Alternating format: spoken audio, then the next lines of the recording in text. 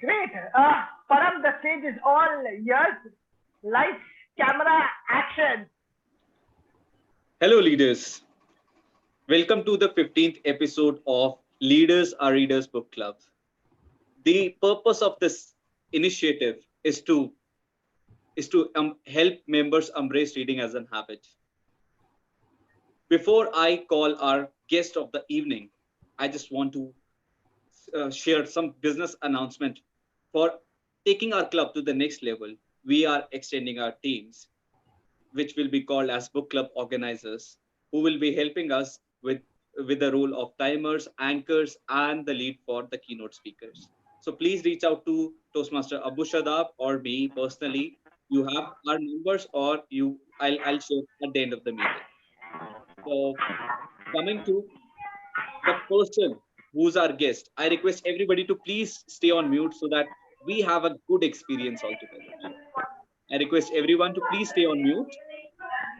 Apart from me and the guest, nobody else. Every I request everybody to please stay on mute. Thank you so much.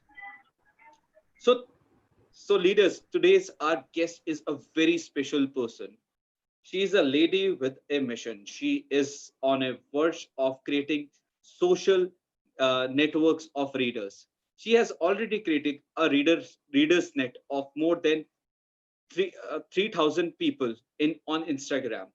Whenever you will reach out to her or read on her website, you will get to know what noble cause she is behind. She has made her passion into her profession. She is none other than the CEO and founder of Merative.com, Miss Harshala Chavan. Please give her a huge round of applause.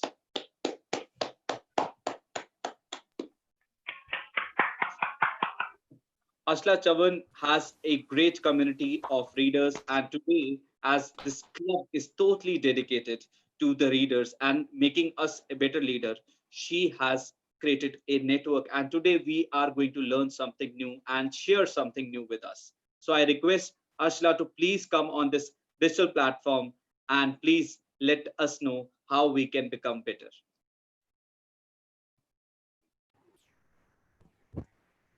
Hello, readers. Can you all hear me properly? Yes, yes, Ashla. Okay, great. So, hi everyone. This is Harshala Chavan here. I am founder of Merative.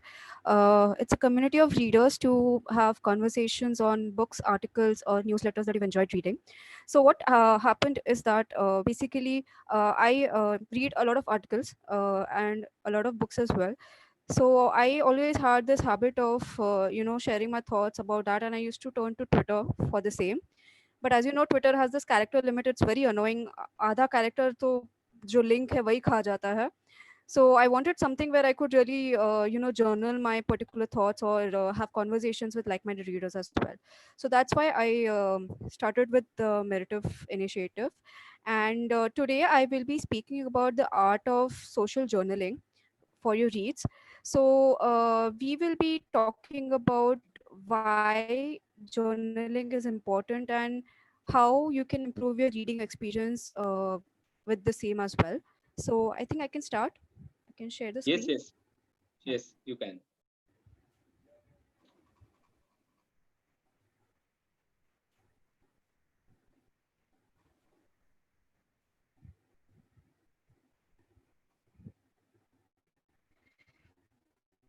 So what is like reading to you? Okay.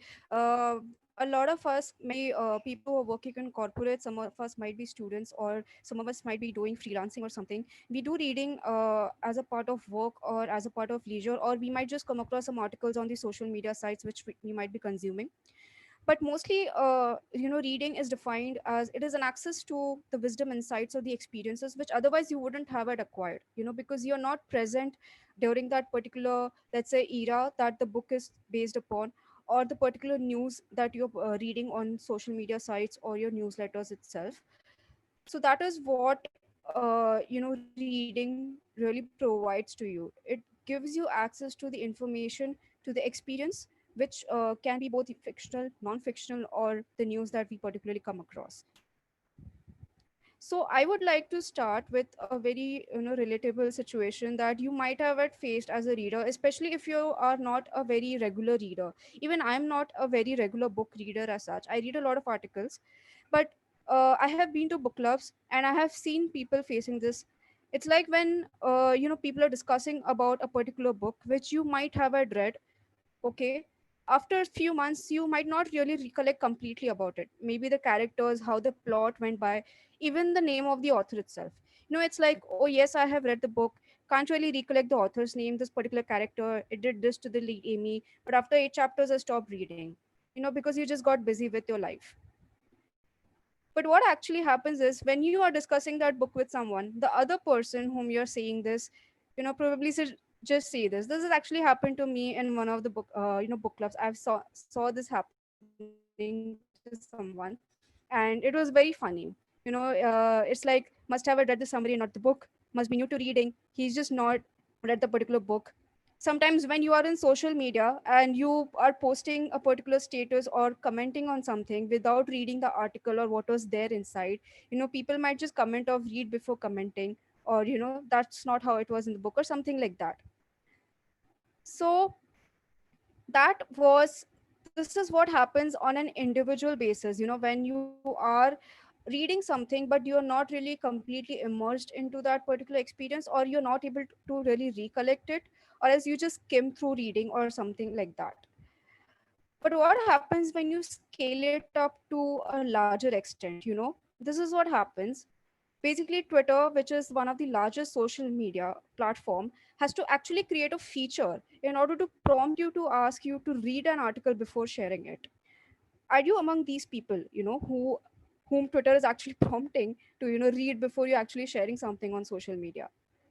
So this is what is there, and that is why what happens because of this particular situation is on a larger scale is basically misinformation. People are just sharing, or people are thinking or talking without thinking, I mean speaking without really thinking properly. So on a larger scale it's actually problematic if you see. So this is what is whether you're reading a book or you're reading an article, it is very important that you actually reflect and teach, whenever you are reading something or consuming an idea from that particular book or an article. These 2 points are the only secrets, in order to make you a better reader and to actually improve your reading experience in a very positive way. Let's see how. What does reflect even mean? Okay, reflect means that whenever you are presented with an idea because of a book or because of an article on social media, it's basically your moods, your expressions, whatever the author has conveyed. There's a rush of thought that goes into your mind. For example, if today I read something related to let's say China, and what they're doing, so there's a lot of thought or process that might be going into your mind or something, but it's very important to really know what actually is happening, right? So do reflect upon your own experiences, as well as maybe reading the comment section, or actually figuring out more books which are based on that particular topic or something. So this is what reflection is about. And why when you are reflecting, just a second.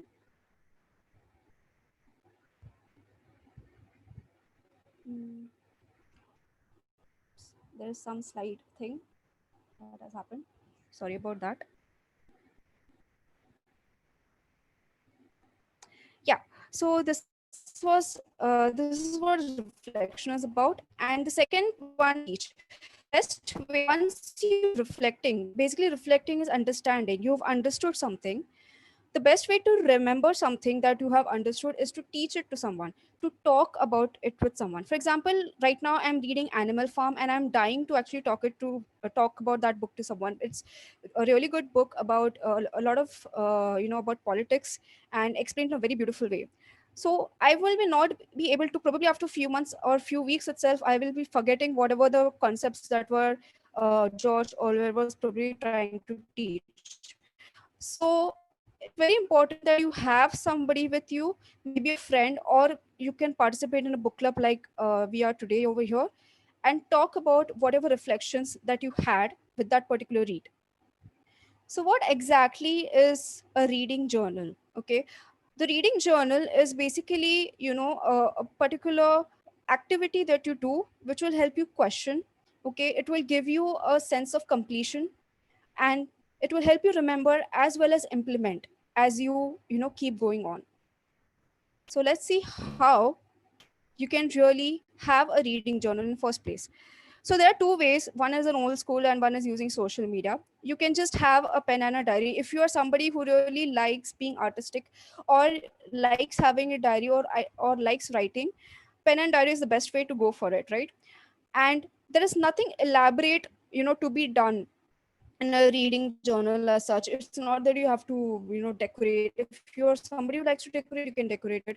If you're somebody who just likes to jot down thoughts of whatever you learned, or quotes that you liked, or there's something that the author said which you would want to research upon later on, there is some topic or some word that is being, discussed, and probably you don't know the meaning of that particular word, and you would want to figure out that particular word.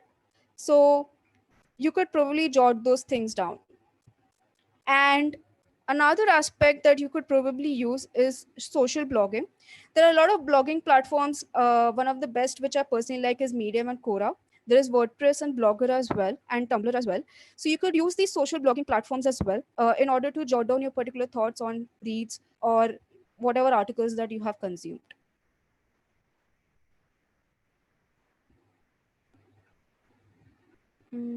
This is not moving. What happened, Harshala? Oh, it was not moving, so now Okay. it's working. Okay. So the trick is actually to reflect and teach together. Okay, whenever you are, the part where you are writing something down is the part of reflection. Okay, wherein you are trying to increase your understanding or trying to jot down things that you would probably want to understand even better after finishing your particular read. And teaching, when you couple up with those together, is when you will actually be able to get hold of that complete reading experience to completion. So this particular sentence, hit pause, reflect on the content, excel, repeat. This has actually been, there are a lot of people who actually, want to know about how do I remember things after reading and all those things. So scientists actually just put this particular line, that hit pause, reflect on the content, excel, and then repeat. This is the only way, very simple technique to, actually get the best out of everything that you're consuming. With this, I would like to also highlight that all the authors, people who are not just actually authors, even someone like Bill Gates, someone like Barack Obama, people who are in a very good position of power, responsibility, or whatever you might say, of talent, are actually avid readers, because reading actually expands your thought process. Okay, it leads to a lot of ideas being generated, and your mind is not just thinking on a single direction, right? And the reflection and the teaching part, creating a journal, actually helps you in expanding, putting concrete process to end that particular reading journey of yours. So all the authors, of course, after reading so much, people do start writing, at least they start writing a particular article or something to reflect upon whatever knowledge they have gained. So that's how it starts. You have to read, in order to uh, you know be somebody, as well as be have your own expansion of the thought process that you hold. So I would like to end with this particular quote, that read everything, trash, classics, good and bad, and see how they do it. Just like a carpenter who works as an apprentice and studies the master. Read, you'll absorb it, then write. If it's good, you'll find it out. If it's not, throw it out of the window. So this is a quote that I really like by William Faulkner, and this is a method that would really, if something is not good, okay, if there are some thought processes that are mentioned in that particular book or in particular article, don't just accept it. Okay, so if it's not, throw it out of the window is something that you need to remember as well, that you don't have to accept everything. Hence, when you are creating a reading journal, do write down of the ideas or concepts that you probably haven't understood or you probably think should be researched more upon, so that you're not biased towards anything. So yeah, this was my very short presentation on reading journal, and I hope that it really motivates you to start a reading journal. It's very simple. You can just start via social media. You can start with Twitter as well. I started my reading journal from Twitter only. Then the character count was less. That's a different thing. I didn't want to really put my efforts on a big blogging or as such, but I do blog on Medium as well right now. So I hope I have inspired you to at least pick up the pen and paper, if not a complete blogging thing. So yeah, let's just start with the session, the fun part of this whole evening that we are having. Thank you so much, Harshala, for this insightful session. I request you to can you please close the share screen if that's not any Yeah. required anymore. Yeah. Thank you so much. So, leaders, we have got so much insights from Harshala. I request everybody that the stage is open for next 10 minutes. As an open house, you have any questions regarding the insights which Harshala has shared, you can go ahead and ask her. You can unmute yourself. After that, what we're going to do is we will give you a chance for 2 minutes where you can describe what you have read last, and we will give you 2 minutes for that, and the best person who will describe the book best will get an award for the best describer of the evening. So Yay. I request everybody to please go ahead and ask question from Ashla. She has a very noble cause and a great insights. Please go ahead and ask.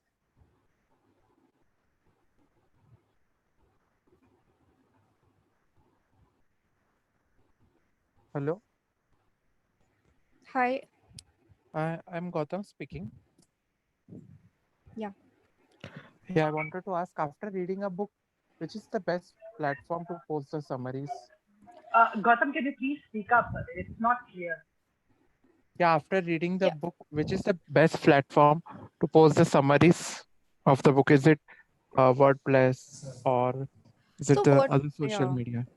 So social media is the easiest one. Okay, let's say something like Facebook, or let's say something like Twitter or something, or even Medium. Medium is good. Of course, you can use my platform as well, Merative. But I would say that How to use your platform? I will be sharing about my platform after the reading session that we have. We have this one session where we talk about the books that we have read. After the Okay. end of the presentation, I will be telling about Merative.com and how you can really use it as a reading journal. It's a social reading journal. And as far as the normal social media is considered, that's a very good place to start, right? But I don't know about the responses, because Facebook is like, it's your friends. Your friends don't really read the same as you. So I don't know about the responses part, where you will be getting that or not. WordPress, and as far as Blogger is concerned, they are proper blogging platforms. They are also a very good place to start off. So and even after some time, if you want to become a professional blogger, it would be really good, because you can buy the domain, and you can actually be a proper book reviewer sort. I am on Instagram, Merative, and I see a lot of bookstagrammers as well. They are called bookstagrammers. So they also post pictures about their current reads, and there's this short space of caption that you're provided, wherein you could whatever the review that you have, you can paste. A lot of people do that on Instagram, or a lot of those 3,000 people, or at least I think, I'm very sure on 50% of them are those bookstagrammers only who keep writing reviews. So yeah, whatever social media platform you're comfortable with, you can start off as such. Yeah. Thanks. Yeah, welcome. Even LinkedIn? Oh yes, even LinkedIn. If you're particularly into non-fiction, then LinkedIn is really good. You'll get a very good audience there. Okay. I'm not sure about the fiction part. I request leaders to please go ahead and ask questions. Yeah, This is a time hi. where go ahead, Vimanyu. Yeah, hi Harshala. So thank you Hi. for having such a great presentation. So this is the first time I have come to know about social journaling. So my question only is there any like set format, like what should be the content of that in the terms of like number of words, or how you should proceed with that? Like these 3 points should be covered in that. Is there any any guidelines or any tips which you want to have and shared with us? So as far as social journaling is concerned, journal can include anything. Okay, it can include some, for example, if you're reading, let's say, some startup book or some business book, you might get an eureka moment for an idea or something. You can even jot that particular down, which can be a private thing, or you can post it publicly also, to ask people about how that idea is really like he said about LinkedIn, right? If you are gaining some insights, if there is some principle that is mentioned in a particular business book, let's say, and if you post that on LinkedIn, you can get some idea sharing, because of what people comment and everything. So there is no set format. Okay, it is about your thought process, whatever thought process that you have. It can be a summary. Okay, some people like to summarize after reading a book. They are like, I have learned this things, main takeaways. For example, there are I have seen people actually dividing their summary chapter wise, wherein from this chapter they had this takeaway, from that chapter they had that particular takeaway. So this is one of the ways. It's on takeaways and summary basis. Another way is like just whatever thought process you have. There are a lot of people who are like, they read a book, let's say, it mostly happens during fiction. Okay, and when a character dies, you just probably close that book and you let that sink in first, and then you probably start reading. So maybe you could vent out at that particular moment, when you're thinking, instead of just completely boxing in yourself into that. It can be just like a status, like how it is on Twitter, like a single status or single thought process that you had. For example, in that particular book Animal Farm, there was this one funny word which I really liked, and I posted about that as well. So even that also includes in the journaling. So there's no set process. Don't limit yourself with any of those things like number of words, or कि इतना होना चाहिए and everything. Whatever this is your personal thing. Journals are very personal, and because it is reading, this is not your life journal. You can put it out across, so that because you're sharing your ideas, and you put, there are other people who have read the same book and also share their ideas with you, and that would be a very healthy discussion. Hence, social reading journal is something that you could do. So there is no limit or something. Don't limit yourself as such in any of those things. Thank you. Amber, 18 minutes over. That's great. So we have still 2 minutes to ask any questions. So please, leaders, go ahead. Please, Ashar, please go ahead and ask question. Thank you, Harshala, for a very nice session. It was really very informative. My question is about that reflection concept. As you mentioned that we tend to forget the plot and characters and the story of the uh, book we read. So is there any way that we can reflect even when we are reading? And if yes, then how?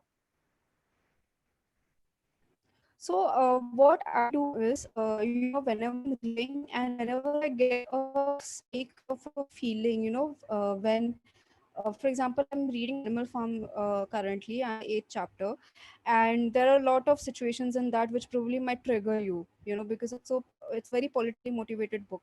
So whenever I felt, I have jotted those things down, and I have noted on whatever thoughts I have, counterintuitive of those particular thoughts as well. So what happens that it's just like, आपको बचपन में बोला रहेगा आप ये particular answer 4-5 बार लिखो and you will be able to remember it. So it's the very same concept, and also there is one more thing, as humans, how our mind works is that when you are emotionally affected by a particular idea or a thought, you will remember it. You are going to remember it for a very, very long time, or maybe you might forget at that particular time, but when that thing again strikes you, you will be able to remember that particular thought process. So for example, that quote which I shared from William Faulkner, I probably might have forget about the author name, but I remember that quote very well because I really like that quote. It's wholesome sort of a quote. So that is what I would recommend. When you write down things, there are some other chances of you remembering it increases. And anyway, you are writing those things which have hit you and maybe caused you some sort of emotional, in the sense it might cause you anger, it might have inspired you. Okay, it might have made you feel good, or maybe you find it relatable in a personal way, because of which you wrote it down. You took the effort of writing it down. So that's why journaling really helps you in streamlining those emotional things and probably help you remember things that you want to remember. So that is one way. Of course you cannot remember everything, that is for sure, because there are so many things happening on day-to-day basis. But yeah, this would really help you. You can obviously move back to whatever you wrote as well at any point of time. That's great. Abu, still we have time? Any time? Time's up. Time's up. That's great. That's great. So, leaders, we will start with the sessions. Now you will be provided 2 minutes to describe or summarize the book which we have read. Just give a gist of the book. The stage is all yours. The best describer will get the best describer award, and you know how much we make you famous in social media. So I request everybody, every leader, to share the name on the chat, or they can unmute themselves. Anybody? Param, can I start? Yes, Aditya, go ahead. You have 2 minutes. Yeah, you have 2 minutes, Aditya. So I have read these books by David Baldacci, where he has a couple of characters in which, so one of the interesting characters is about Amos Decker. He is a character where he doesn't understand emotions because in his youth he had a terrible accident in which he had this condition in which he could remember everything. So as the character grew, people would not understand what he would be. He is a character similar to Sheldon, who doesn't understand social emotions. So in this, he remembers everything. He has that. Do I have time, Abu? You have got 30 more seconds, Aditya. All right. So basically, Amos, Decker, John Puller, they are characters who have issues in their private life, and the way the writer brings them out throughout, that they're keeping their emotions to themselves, and they are part of an organization who likes to keep their activities secret. And this way, these characters like John Puller, Joe Knox, and Amos Decker are able to solve crimes while trying to stay away from any social emotions. Yeah, all right.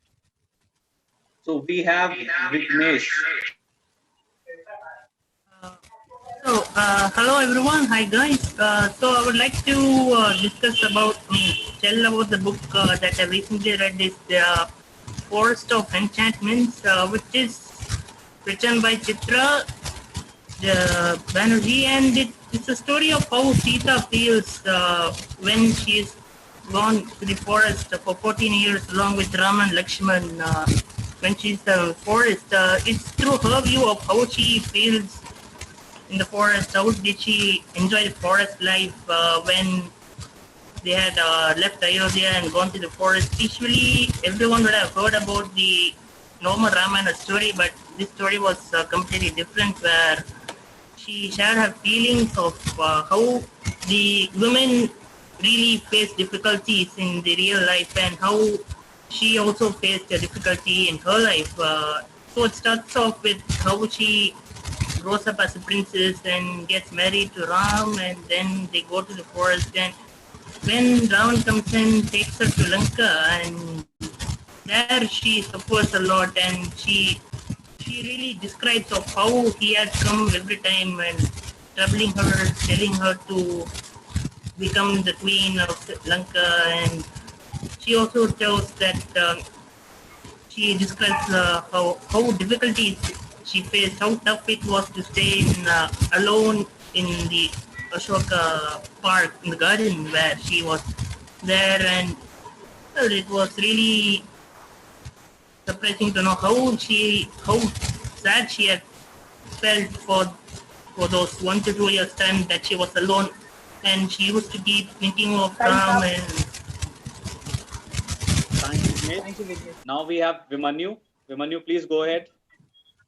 Yeah, once again, so I think how can one forget the name of the very book from which this club was all started? And the name of that book is Start With Why, written by Simon Sinek.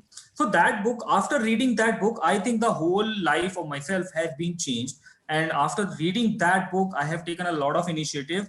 And this, the crux of that book, which is that pyramid, which refers to the three concepts, the three questions which everyone should ask. And that is first, why, second, what, and third, how.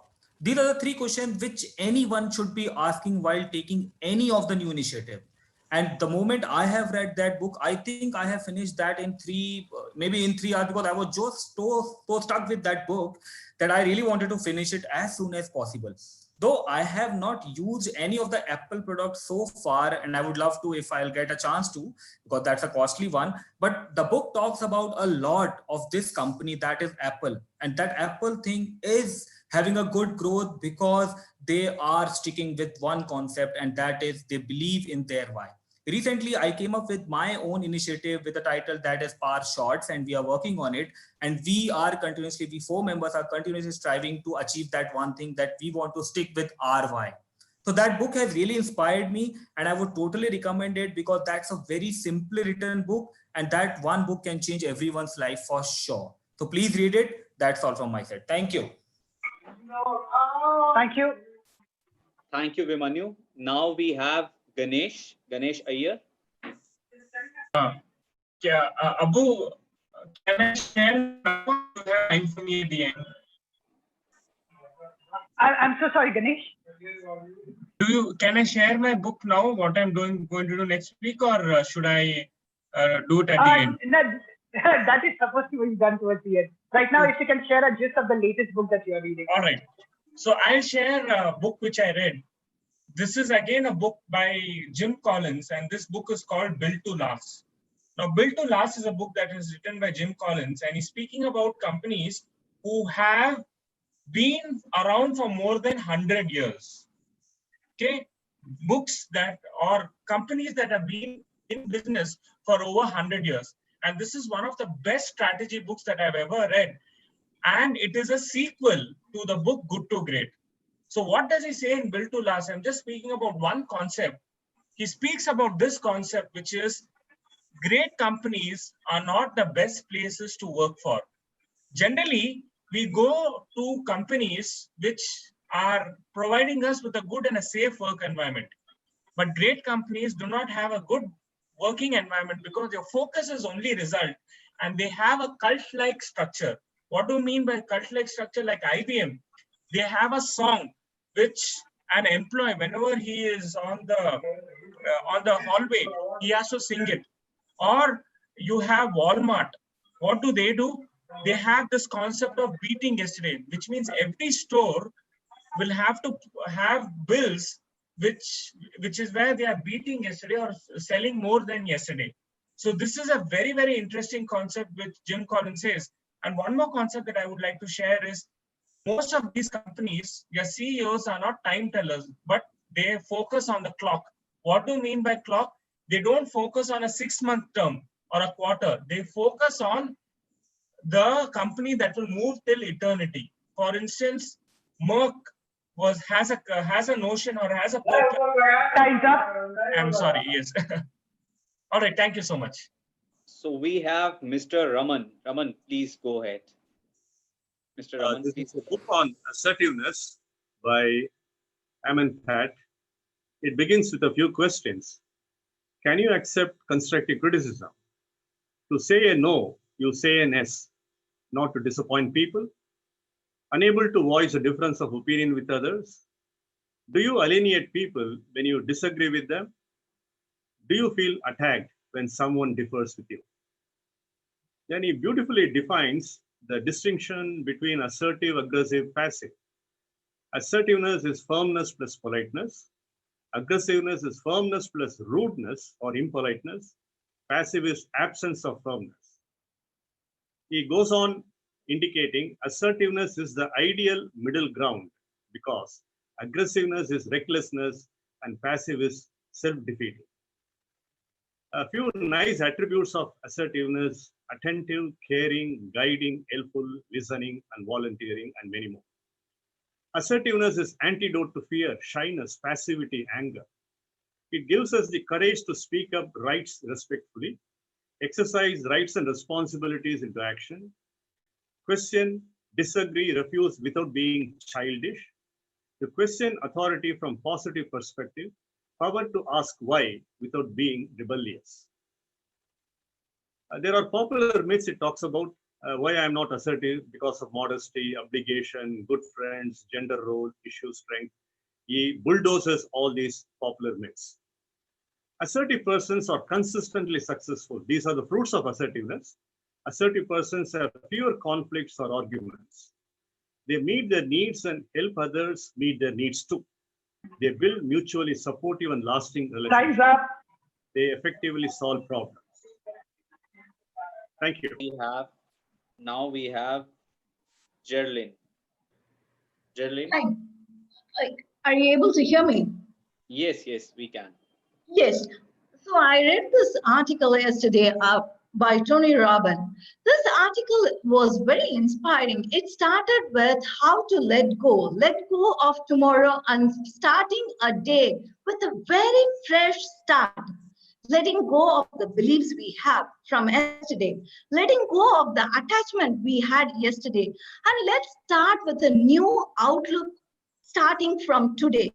Can we do that? Was the biggest question in that article. And it made me ponder and wonder, can we do that?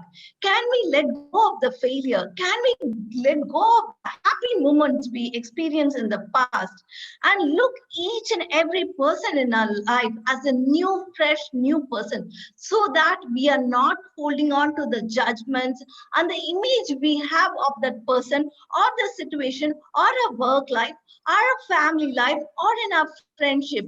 Can we let go of the beautiful moments and also the sad moments which pull us back? Can we really do that and start every day as a new, fresh, new start? So this was very, very inspiring for me, letting go of tomorrow, the yesterday, and looking forward for the tomorrow. And he also specifically talks about not looking for tomorrow also. Be in the present day of today. Don't plan for tomorrow. The minute you start planning, you start living in the front. And that is also a very insecure feeling. You're trying to create an imaginary world the minute you start thinking about the future, the next day. So Time's up. and having a fresh start every day. Is it possible? Can I do it? With that question, I ended that article. It was a very beautiful article. Over to you. Thank you, Gerlin. Thank you so much. Now the time is for Ashar Adil. Can you please unmute yourself and come on this virtual stage? Yes, please. Thank you for this opportunity. Well, recently I was reading a book, Finding Your Element, written by Ken Robinson. He's an educationist. This book talks about three things. Number one, passion. So finding your element is not possible if you can't figure out your passion. Then there is a very short anecdote in this story, which would summarize the idea of this finding your element, I believe. There is a valley somewhere in the USA. This valley was barren. It never received rain. Some days later, like 15 years down the line, someday it rained heavily. Now, no longer that valley is barren. It is full of lush green valley. Life is bubbling up there. So what it goes to say that like the soil, we human beings are barren sometimes. So let's take example of John. He goes to the school system and he comes up to know that, oh my goodness, I have failed my life. I am a fantastic guitarist, but I did not perform well in a school, so I am a failed. I have ruined my life. No, he did not get a conducive environment could flourish like the valley that flourished.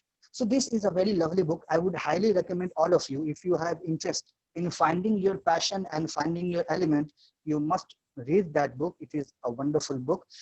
The best part of this book that I like, this book says that we human beings are not robots, that we have to go through a systematic, uniformed process. We have to consider ourselves that we are already an organic being. So we have to have conducive environment where our talent, hidden or apparent, can flourish. Thank you. Thank you, Adil. Thank you so much. Now it's time for Shashmita. Shashmita, can you please come on this mutual trip? Thank you so much. Yeah. Hi, everyone. So Hello. I'm going to talk about the book that I've read recently, Who Moved My Cheese?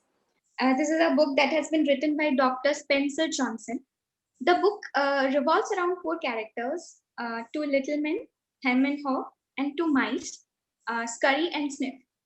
The basic idea is human beings are generally resistant towards change, but the world is completely changing.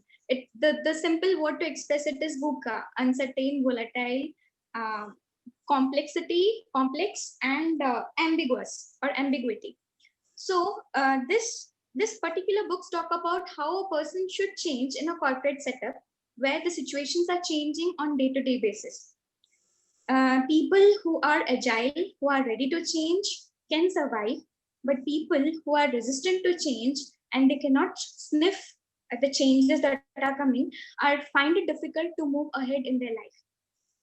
I find this book very suitable for life as well, for real life as well, for personal life, where the situations are completely changing. For example, the COVID-19 situation, which was completely unexpected, but the people and the businesses who found it easy to adapt to the situation or the condition, the new normal, survived and succeeded. But the people and the businesses who found it difficult and who were resilient have saw a very difficult situation before. With this, thanks. Time's up. Thanks.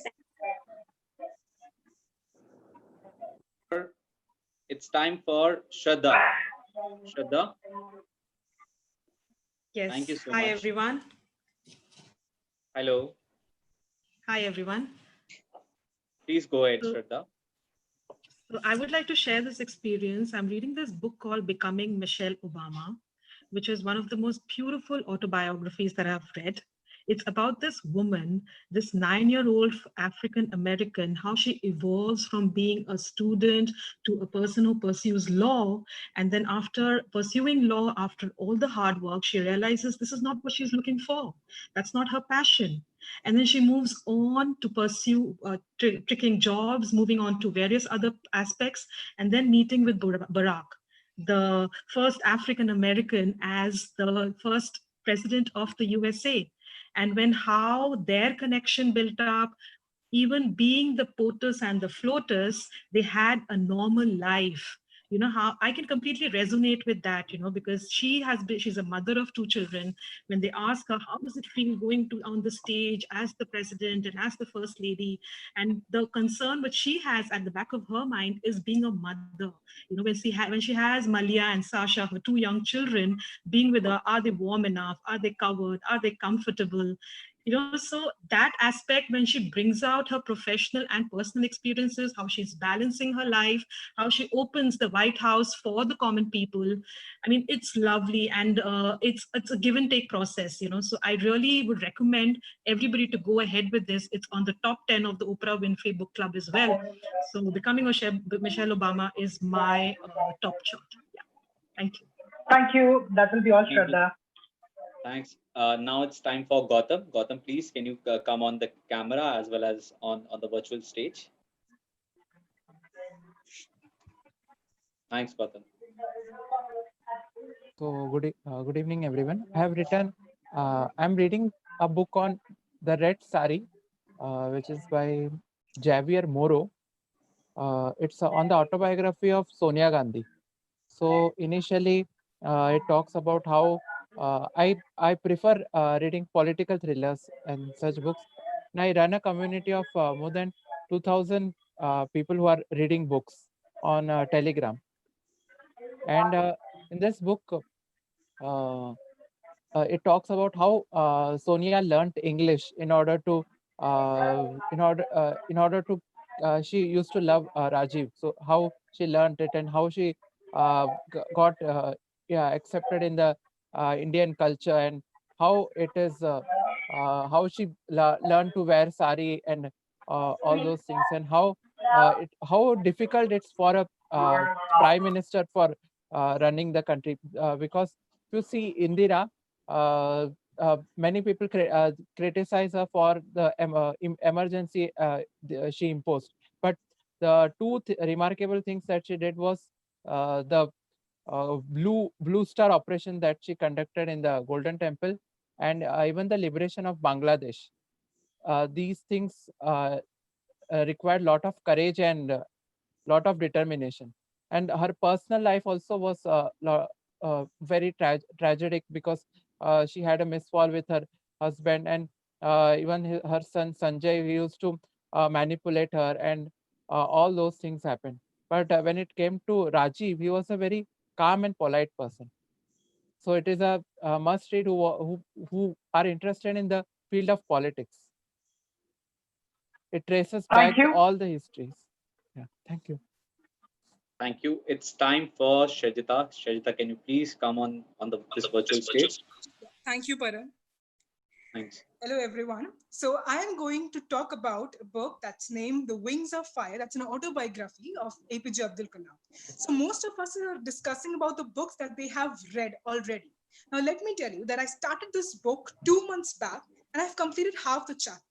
But after completing half the chapters, I thought that I'm not going to complete it, because what I'm looking for in this book is not actually there. So as all of us know, APJ Abdul Kalam is one of the greatest personalities ever born on earth. So I started this book with this thing in my mind.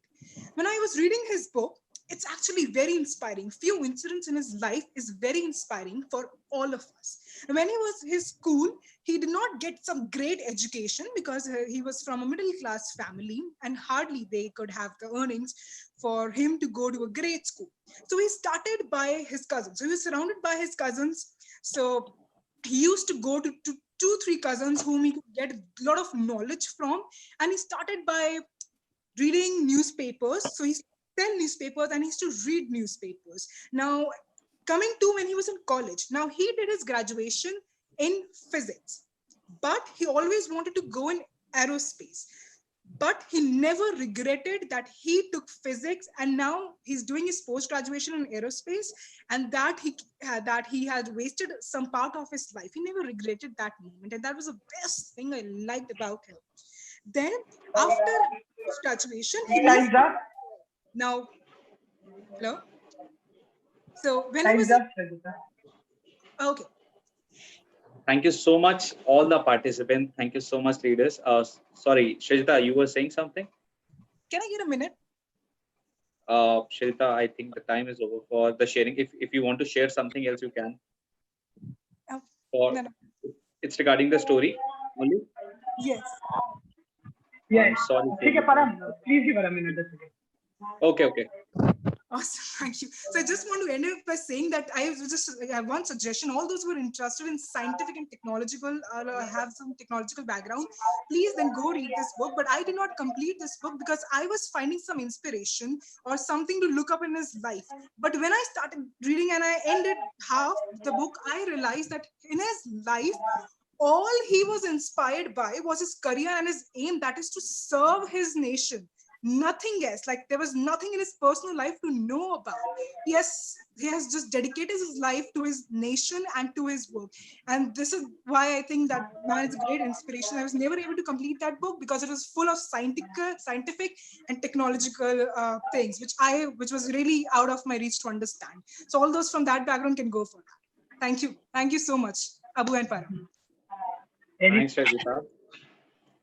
So, thank you every participant who have participated, and the participant who are interested, please be there next week. And we never break our promises, and we will definitely give you a chance next week. For advance, you can message us in advance. We will definitely align you for the next week. So please be there. And Mayank, can you please host the poll if you can? Mayank, can you host the poll?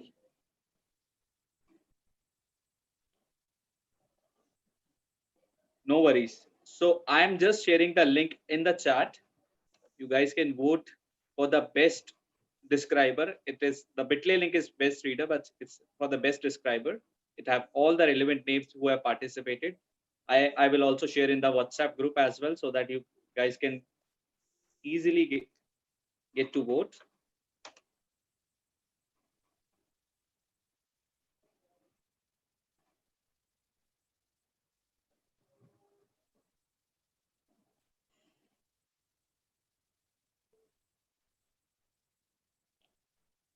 I think most of the people I am seeing a lot of comments. People are liking the session.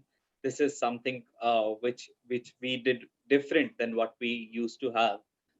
We usually have a author and we read his book, but this is a meeting where we have thought that why not to collaborate and give 2 minutes and share the thoughts which we have with the book. So I request everybody to please vote. I am just getting back with the best describer. People can ask question from Harshala for the meantime till the time I am sharing the votes, sharing the best describer.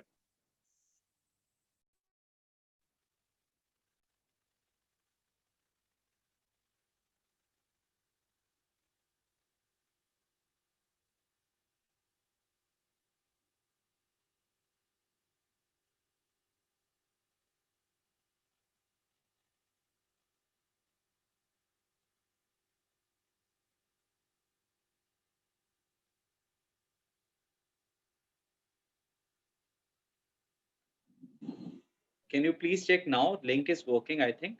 Can you please check? Can you please check now? Link is working.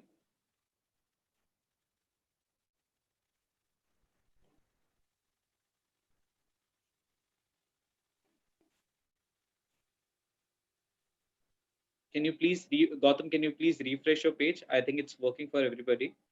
Gautam, can you please, I request you to please refresh the page. Sure. I'll just repost the link. I just repost the link here for everybody's reference.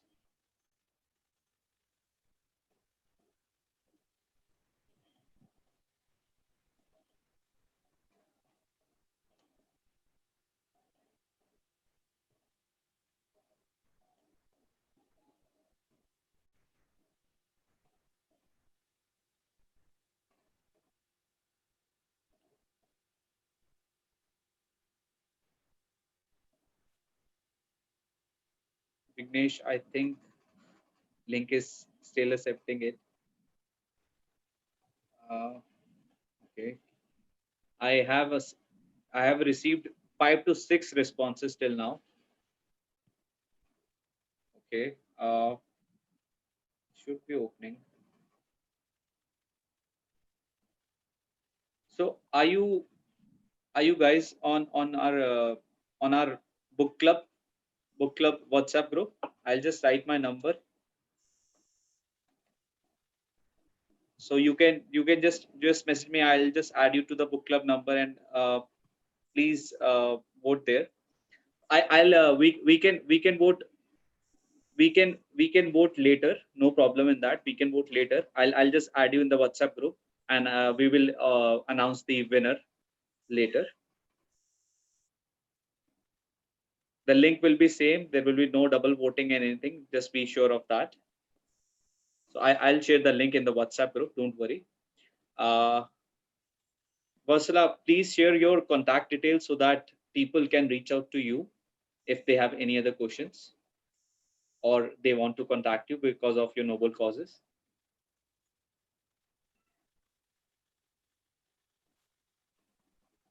Please message me your numbers with your name and I'll add you to the book club. Thank you so much.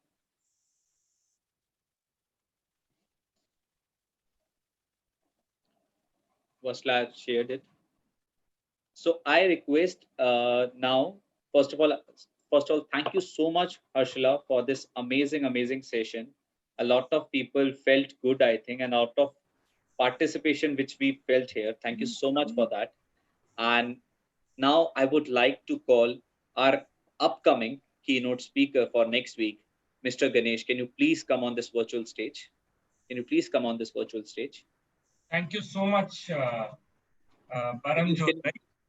Right. Can you please come on video, please? Yes, I am on video. Yes, I am video. How are you doing? Great, Ganesh. Great. So nice to see you here. How much time do I have? You have two minutes. 2 minutes. So I have to keep it to that. So next week I'm going to do a book which is called Good to Great, and I'm going to review the book. So from start to end, I think in 20 minutes, right? That's the time. What's the Yes, time? that's correct. Right. Right. So in 20 minutes, I will try to crunch it as much as possible. I will crunch a very, very important book on strategy for 20 minutes. All right. And that is what I'm going to do. It's a very, very important book, and I will relate it to public speaking. Since most of us here are speakers, I will tell how can you use Good to Great to market yourself as a speaker and get yourself into the space of public speaking. So that is going to be my task next week. And I would request all of you to be there, and we are going to have a lot of fun. Thanks, Ganesh. Thanks, Ganesh. And we all are very excited for you for coming next week. And I again promise everybody, every participant who have messaged and they are not able to get the opportunity today, they will get it next week for sure. So let's end this meeting with a good selfie. So I request everybody to please come on the camera. Let's create a memory, because this is a very memorable moment where all the leaders have come and joining together and sharing your experiences.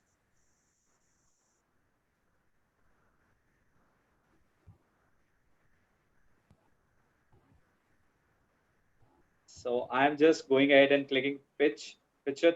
Can you please smile?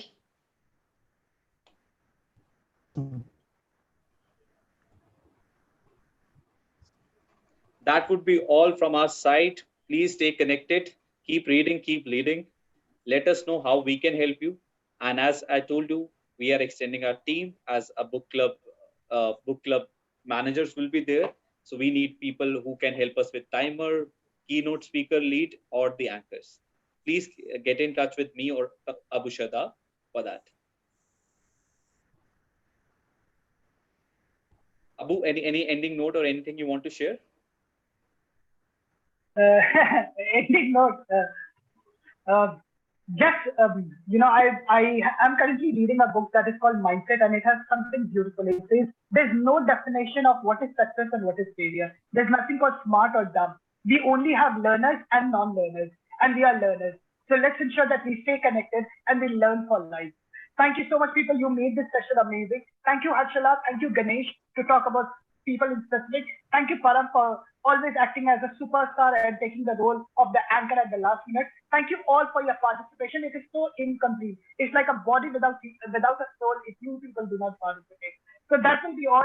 We want to ensure that we are always on time. And at that note, we officially end the workshop. Thank you so much. We'll see you next week, same time, same platform. Thank you so much. Thank you so much. Thank you so much, Hi, Mayam, for everyone. I meeting had us on fun. YouTube. Thanks, Harshala. Thank you so much, Harshala. Thank you. Thank you so much. Thanks, Geeta. Thank you so much. Mayank, you can end the meeting from your end. I'm sorry, Param, what were you saying? I'm saying thank you for taking us to YouTube, and please end the meeting.